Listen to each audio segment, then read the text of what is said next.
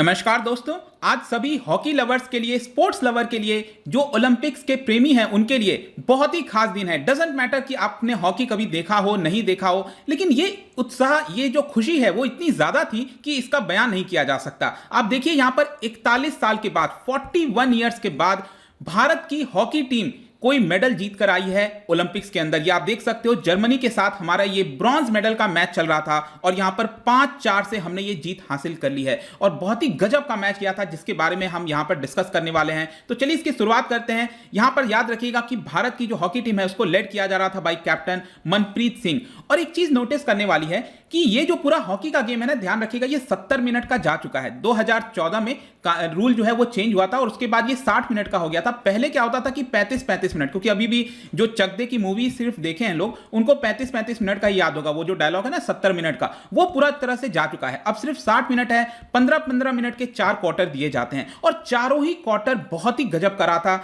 चलिए इसकी हम थोड़ा सा जानते हैं, समझने की कोशिश करते हैं कि एग्जैक्टली हुआ क्या क्या था। देखिए, आते ही यहां पर जो जर्मन साइड है वो बहुत ही तेजी से अटैक करती है और आते ही आप सोचिए पहले के 2 मिनट में ही यहां पर जर्मनी ने स्कोर कर लिया था। और पहले क्वार्टर में अगर आप देखोगे तो भारत के खिलाफ 3 और पेनल्टी कॉर्नर्स मिले थे, जिसमें खतरा था कि भारत के प्रति और गोल हो सकता था। लेकिन पहला क्वार्टर खत्म होने के बाद, मतलब जो 15 मिनट का पूरा समय खत्म हुआ, उसमें यहां पर जर्मनी की टीम जो है वो 1-0 से लीड कर रही थी। चलिए ठीक है, 1-0 की लीड कोई बहुत ज्यादा मायने नहीं रखती है, कोई बहुत ज्यादा बड़ी नहीं होती है। आगे क्या होता है, सेकंड क्वार्टर स्टार्ट होता है और यहां पर भारत काफी कॉन्फिडेंट दिख रहा था और इसी में अगर आप देखोगे तो भारत ने 1 का जो लीड था उसको बराबर कर लिया। यहां पर 17th मिनट के अंदर जो सिमरनजीत हैं उन्होंने बहुत ही बेहतरीन गोल किया था और 1-1 की यहां पर बराबरी हो जाती है और उसके बाद बहुत ज्यादा रोलर कोस्टर आपको देखने को मिलेगा। आगे देखिए क्या होता है, जर्मनी जो है वो एक और गोल कर देता है, तो यहां पर इसकी वजह से जर्मनी 2-1 से आगे हो जाती है और फिर तुरंत यहां पर एक और गोल जर्मनी के द्वारा किया जाता है और जिसकी वजह से जर्मनी जो है वो 3-1 से आगे हो जाती है। अब जब 2 गोल का डिफरेंस आ गया तो डेफिनेटली टेंशन बढ़ने लगा। ऐसा लगा कि क्या ब्रॉन्ज मेडल भी जो है वो हमारे हाथ से चला जाएगा। लेकिन हमारे जो पुरुष हॉकी की टीम है उन्होंने पूरा जो कॉन्फिडेंस है वो बना के रखा, हिम्मत नहीं आ रही। और देखिए उसके बाद किस तरह से पलटवार होता है। उसके बाद अगर आप देखोगे तो भारत जो है वहां पर उनके हार्दिक सिंह, उन्होंने एक गोल कर दिया यहां पर और 2-3 जो गैप था 2 गोल का, हमने उसको 1 गोल में कम कर दिया। आगे क्या होता है कि हमें उसके जस्ट जो क्वार्टर 2 है, मतलब जो अगला 15 मिनट था, उसमें जो है खत्म होते होते, क्वार्टर 2 खत्म होते होते जस्ट पहले भारत को एक पेनल्टी कॉर्नर मिल जाता है। अगर आपको पता हो पेनल्टी कॉर्नर, शायद आप में से कुछ लोगों ने नहीं देखा होगा मैच, तो यहां से इसकी शुरुआत की जाती है इस तरह से और इधर होता है ड्रैग फ्लिकर और उसको फ्लिक करना होता है और बहुत ही बेहतरीन तरीके से हरमनप्रीत, जो कि वर्ल्ड क्लास ड्रैग फ्लिकर हैं, उन्होंने गोल कर दिया। और जो दूसरा क्वार्टर है, मतलब कि हाफ टाइम हो गया, जब पूरा 30 मिनट्स का गेम समाप्त हुआ, तब यहां पर बराबर हुआ और बहुत बड़ी रिलीफ देखने को मिली। 3-3 से हम यहां पर इक्वल हो गए थे। अब आता है थर्ड क्वार्टर की शुरुआत होती है, अगला 15 मिनट। उसमें अगर आप देखोगे जस्ट 1 मिनट के अंदर, थर्ड क्वार्टर के 1 मिनट के अंदर यहां पर हमें पेनल्टी स्ट्रोक मिल जाता है और इसकी वजह से भारत पहली बार इस मैच में लीड में आता है और हम 4-3 से आगे हो जाते हैं। और फिर क्या था, 4-3 के लीड के बाद जस्ट उसके कुछ देर के बाद अगर आप देखोगे राइट फ्लैंक की तरफ से हमें एक और गोल करने का मौका मिलता है और जो सिमरनजीत हैं उन्होंने एक और गोल कर दिया और यहां पर अब हमारे पास लीड आ गई, 5-3 से लीड कर दिया। अब आप इंपॉर्टेंट समझिए, हम कहां 1-3 से पिछड़ रहे थे, यहां पर अब वापस से हम 5-3 से जो है आगे आ गए। ये बहुत भी बड़ा किया गया। और इसमें अगर ध्यान रखिएगा, जो मैंने थर्ड क्वार्टर की शुरुआत में शायद आपको पेनल्टी कॉर्नर बताया, ये पेनल्टी स्ट्रोक था।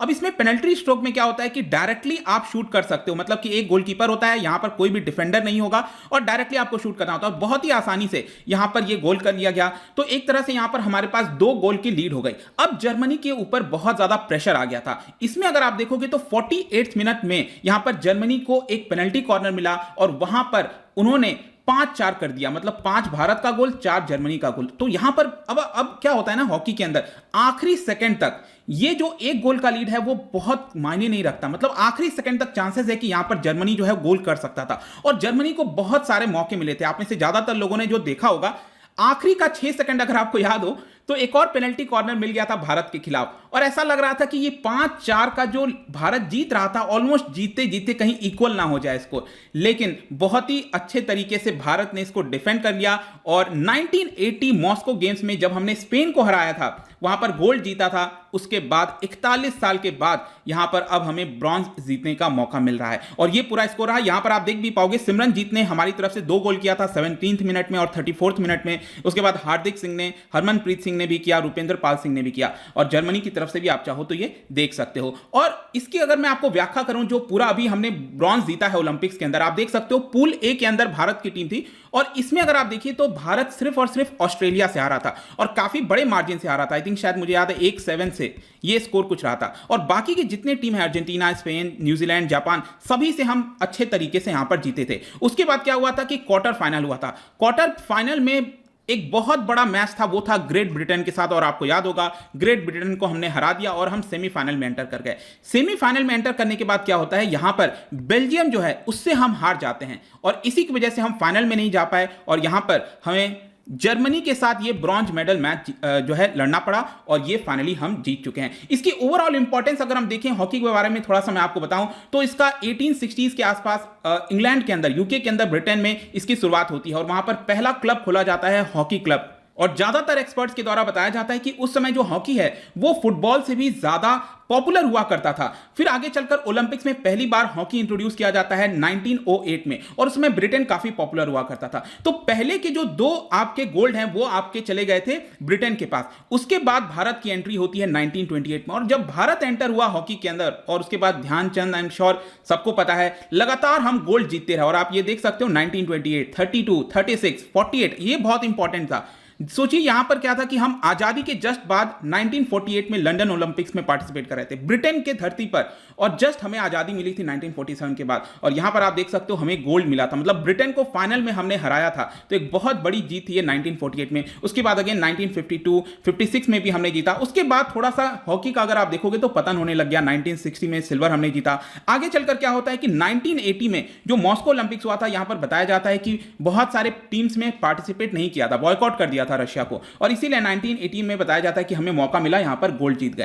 लेकिन फाइनली 41 साल के बाद यहां पर हम जीत पाए और इसका एक और बहुत कारण था भारत का पतन होने का कि बहुत सारे नए रूल्स लाए गए थे। मैं ये नहीं कह रहा हूं कि नए रूल्स भारत के कोई खिलाफ जानबूझकर किया गया, ऐसा नहीं, लेकिन हाँ कुछ ऐसी चीजें थी जिसके बारे में मैंने इस पर्टिकुलर वीडियो में डिस्कस किया है। मैं काम करूंगा, इसको जो है कमेंट सेक्शन में पिन कर दूंगा, आप वहां से इस वीडियो का लिंक देख सकते हैं और इसको देख पाएंगे।